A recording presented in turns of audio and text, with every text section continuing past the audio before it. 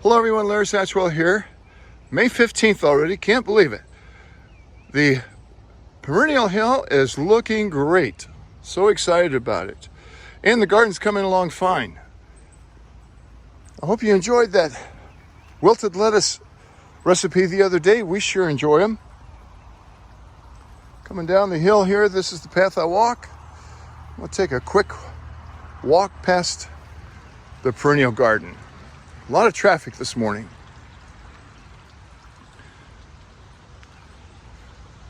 The yard is looking great. That yellow, I wished it was taller. Right here is a new plant, Helena. I think I pronounced that correctly. It's supposed to have bright flowers midsummer to fall. Echinacea is starting to bloom. I finally took out that big pile of paper whites and I replaced it with two Dwarf Joe Pye Weeds. Those might get too large and I might have to transplant them next fall, but they will bloom from late summer to fall. And I've been wanting some and finally found this Dwarf. The black-eyed Susans are really thick through here. I have some petunias coming up, and the Shasta daisies are getting ready to bloom. A red yarrow there and another yellow. This is much different than the one up on the hill. I should have traded places. I'm gonna have to transplant this yarrow because it's just, I didn't realize I had it so close to the Shasta daisies. The foxgloves, they're starting to fall over. Now I'm gonna leave them like that because I think that's the way they spread. But they are just gorgeous right now. My coreopsis up there, can't ask for more from that. And here are the Nicotina plants. I haven't seen any in the nurseries yet, but the Nicotina plants I seeded have come up, and I'll show you that at the end. Oh, that's Nugget down there. I'm on my way to feed him, and he knows it. This Shasta daisy's getting ready, and here's that volunteer strawberry. We've been eating off this strawberry plant for a long time. Right here, this is a balloon flower, and it'll come up. There's another one there, and there used to be a couple more, but I think they're buried by the yarrow now. And this is that beautiful grass that blooms about every 3 or 4 days. As I walked past here ready to feed the horses, I just noticed the first Stellodora daylily bloomed, and there's the other balloon flowers back there, right in front of the hostas that I transplanted last fall. And up my secret path here, a little spiderwort. So turning from the perennial hill, there's the barn down there. Horses are having breakfast. Got the strawberries here. We don't have as many strawberries as I was liked, but they'll be coming on. I think I've just let the weeds get too much. This is the main onion crop with lettuce and carrots and spinach between it. I'm letting this radish go to seed so we can use those seeds in our salads. But this works really well. This is my main onion crop. These are candy onions. They will get about the size of a, boy, there's a lot of traffic this morning. These will get about the size of a baseball. This is the lettuce I transplanted from over there where the tunnel was, and it's going to seed. So that'll go to the chickens and horses. Really excited about the raspberries this year. We have lots of raspberries coming on, more than usual. Oh, you may have seen that frog jump. Every time I walk by this is a sunken bathtub, the frogs jump in. My special helper is not here to play in the well anymore. She's moved to Texas. But the lotus is coming up, and this raspberry is coming over there, and I might just let that go all the way down this border. Keep this bucket handy here until the mosquitoes get in it, just for spot watering. This is a celebrity tomato looking good. This is an enormous lettuce patch right there. This tomato is a charger. So is this one, and they're looking great. Few leftovers from the tunnel, And this tomato, Early Doll, is not doing much. It's not moving. I'm not sure what this problem is right there. It's another celebrity, got 2 tomatoes on it. Ethan's flower garden, his butterfly garden. That was turned in, but I'm not sure he got graded on it yet. If he has, I'll let you know. I added to it a false indigo here, and that's hopefully will bloom this year, maybe not. This bronze funnel is growing up, and it will soon be as tall as the tower here. Pepper plant here, and I've got several marigolds in here trying to control the bugs. This is another charger, looking great so far. This is Dixie, a crookneck squash. You see we've got several of those coming on, and I recently added this mulch.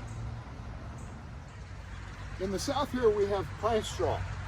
It normally comes in bales, but the landscapers use it in rolls, and I've never dealt with a roll before. I don't know exactly what to expect, but when I went to buy down at the local greenhouse here, they were out of bales, so we'll see what goes on here.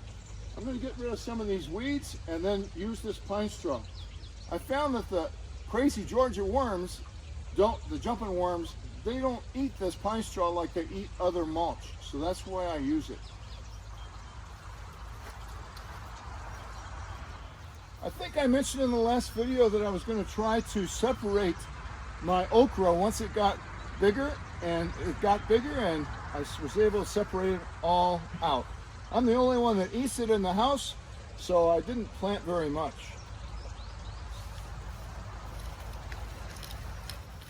I probably should have gotten this mulch out earlier, but I just haven't had time. I planted little leaf cucumbers around this tomato cage, but none of them came up. Very disappointed. None of the lettuce I planted came up either. So I've got to replant that today. So this pine straw has a mesh on it. I don't know what quite to expect here. I don't know if there's a beginning. Doesn't look like it.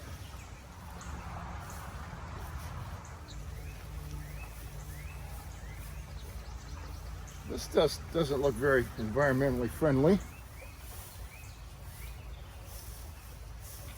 This is longleaf pine. It grows in South Georgia. Well, this is going to take a while.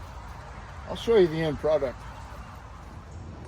Another tomato charger, lots of blooms on it, and cucumbers. I think I mentioned in the mulch video that my little leaf cucumbers didn't come up, so I'm going to look. Probably just plant some more from seed there. Another charger tomato.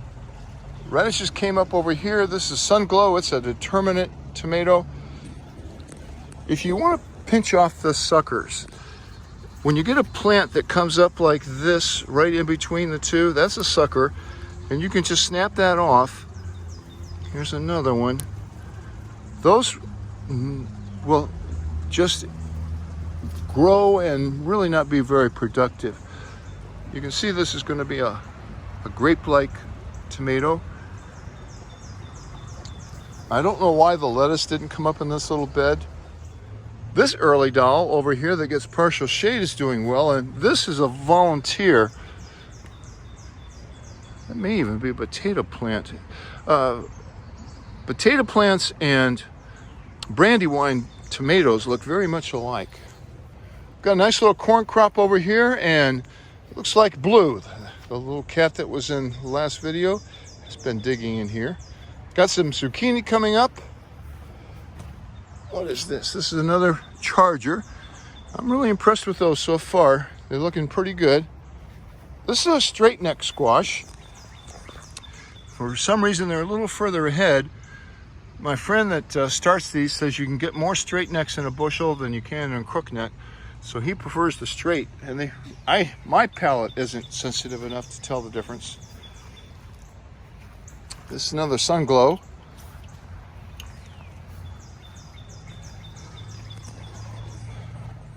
This is Dan Burton's mother's flower.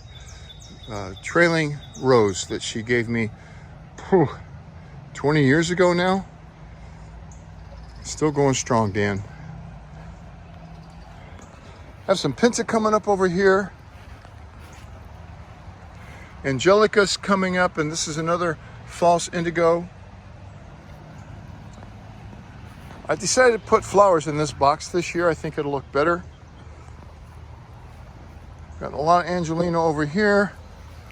A hibiscus. I think that this is either a weed or a sunchoke or a Jerusalem artichoke.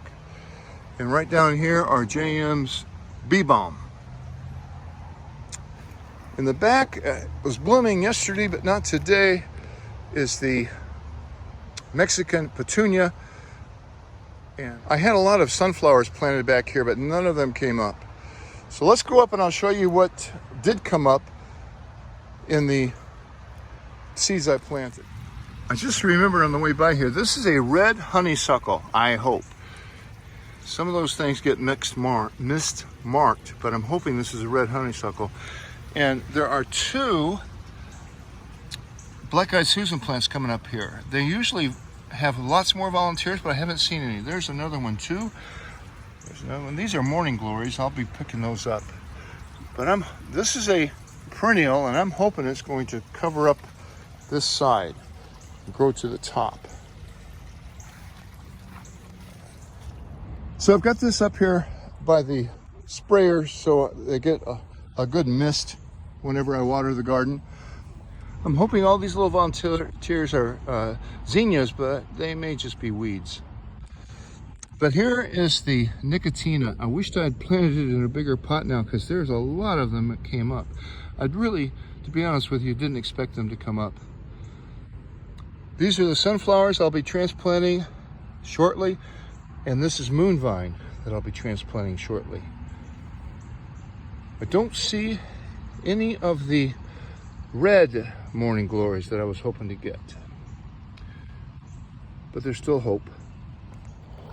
This I bought from the FFA. It was supposed to be a Miss Huff, but Miss Huff is yellow, and I talked to my granddaughter who is in the FFA. She says it might be a variety called Dragon.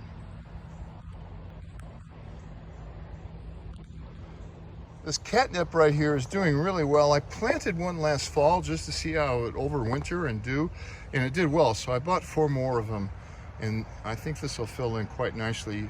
Once these bloom, I'll need to cut them back.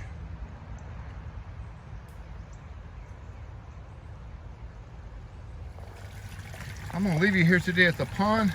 Time to feed the fish.